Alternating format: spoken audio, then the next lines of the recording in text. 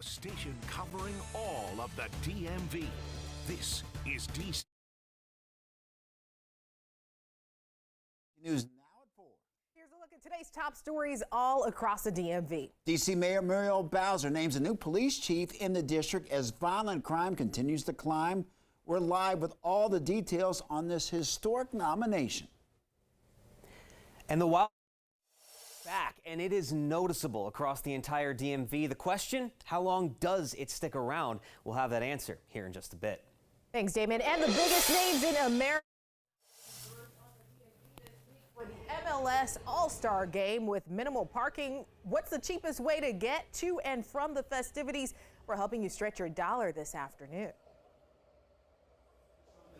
For DC News Now at 4, I'm Mark Hall. And I'm Annalisa Kaler. Top story this afternoon, that smoky haze that returned to the district, as you just heard Damon talk about. Yeah, making for another on this Monday in the weather department. And looking live outside this afternoon, again, conditions right now are hot and sunny. And you can see the hazy conditions that Damon told us about.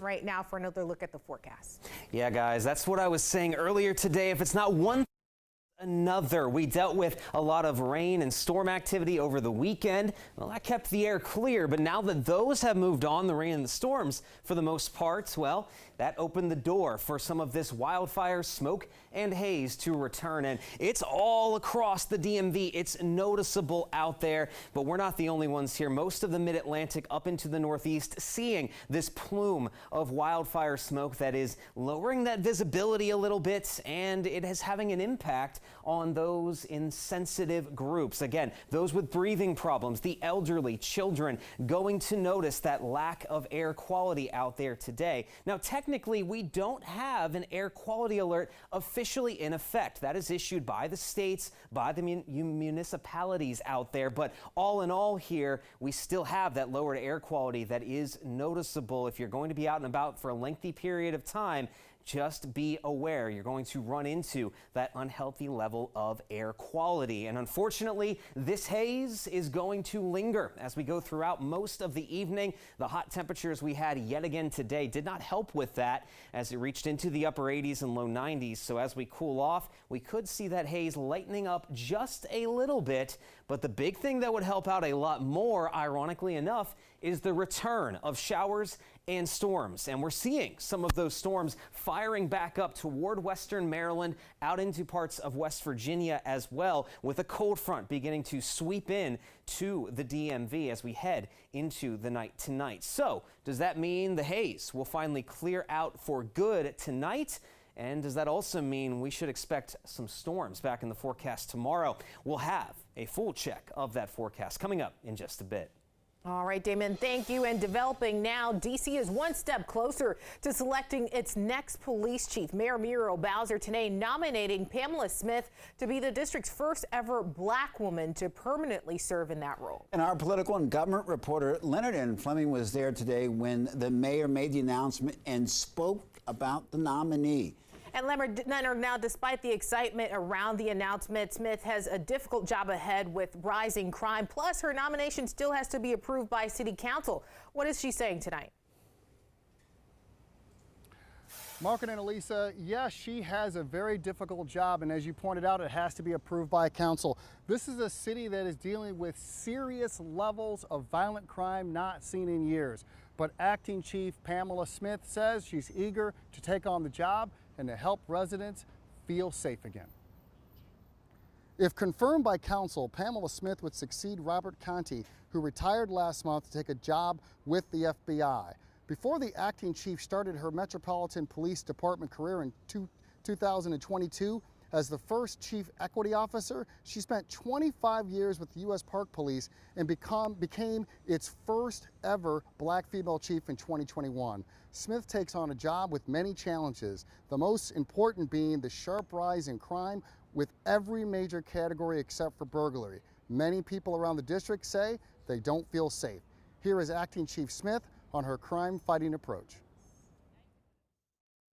Let me be clear.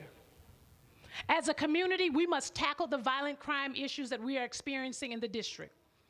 The community wants the police to be the police and do so in a constitutional, safe, and respectful manner. Make no mistake about it. I will be laser focused to ensure that we do everything we can in this space. Councilwoman Brooke Pinto, who chairs the Public Safety Committee with City Council, says that she promises a speedy confirmation process to get Smith confirmed. Guys? All right, Leonard, and before we let you go, another question. The new chief comes with a lot of energy and enthusiasm, but what's her strategy tonight for bringing down crime? Well, that's a good question, and she talked a little bit about that today, and that is to redeploy officers to crime hotspots and to better engage the community to help listen to their problems. And look, we all know that many people around this district are talking about the problems that they're experiencing with crime. Reporting from the Daily Building, Leonard N. Fleming, DC News Now, back to you. All right, Leonard, thank you. And the chairman of the D.C. Police Union, Greg Pemberton, spoke in support of Bowser's appointment today, and he said that even though the department is facing staffing shortages along with the rise of crime in the district, he believes that Pamela Smith can help move the district in a different direction. She understands how to run a police agency, and we're very confident that she's going to work with the men and women of the Metropolitan Police Department and the other stakeholders in the city to try to get us out of the various crises we find ourselves in. Well, the union represents 3,600 officers within the department, and Pemberton says he's optimistic council will approve Smith's appointment. And looking back at the recent history of Metro PD chiefs, the former chief Robert Conti left the post in May. He was with the department since January of 2021. Before him, Peter Newsham served from September of 2016 to December of 2020. Kathy Lanier held the position for nearly a decade, from January of 2007 through September of 2016. She was the first woman to hold that position. And Larry Soulsby and Charles Ramsey served prior. Of course, this is a developing story. We'll have more from Leonard coming up at 5. And right now, the D.C. cycling community is mourning the loss of one of their own. Dezo Zuckerman was killed Saturday morning. Police say he was shot on 3rd Street Northwest just after midnight. Zuckerman was known to the cyclists in the DMV region as always wearing some shade of purple. Our Marielle Carbone is speaking with those who knew him. You'll hear from them at 9 and 10 tonight. Well, we're on the move with Metro. Green Line riders, there's some bad news. 5 stations in Maryland will be closed for at least a month as part of an ongoing fixes across the system. Well, starting July 22nd, the Greenbelt, College Park, Hyattsville Crossing, West Hyattsville, and Fort Totten stations will be closed to riders. Fort Totten will then reopen just 2 days later, but the other 4 stations will remain closed until at least September 4th.